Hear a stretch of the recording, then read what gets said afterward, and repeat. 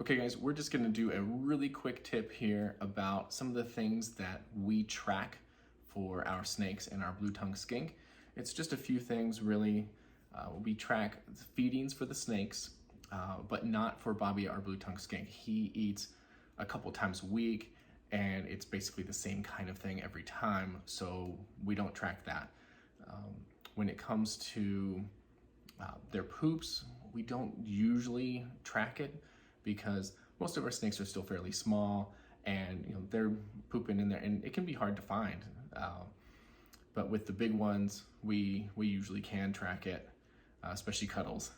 But again, with Bobby, he's pooping a couple times a week.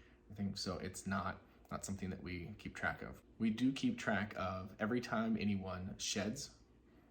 We also keep track of any treats that Bobby gets, whether it's hornworms or some kind of extra crickets or a small mouse. So the way that we actually do our tracking of things is with paper. Everybody's got their own piece of paper with their name in the corner, and we just write down the day and what happened.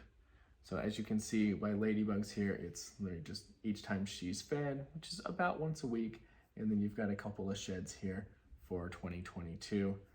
But if we look further in the past on different sheets, you can see where we did a weighing.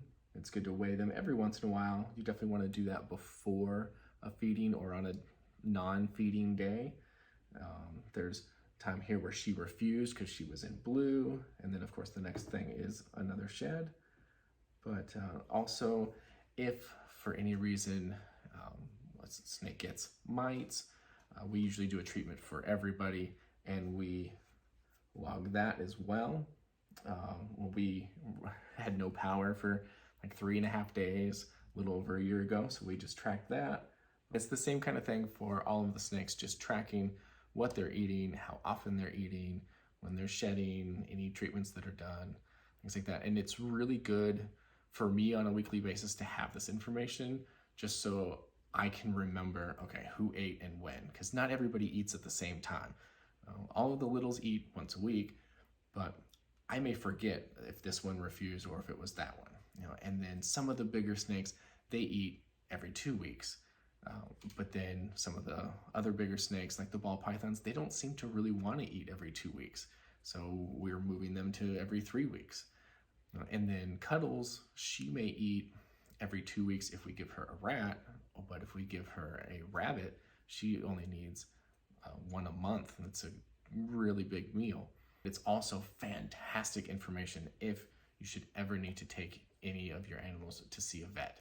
If you can just grab a piece of paper like we've got, or if you can print out an Excel spreadsheet. There are actually apps out now that can help you track all of this kind of stuff, whatever method, however high tech you want to get with it.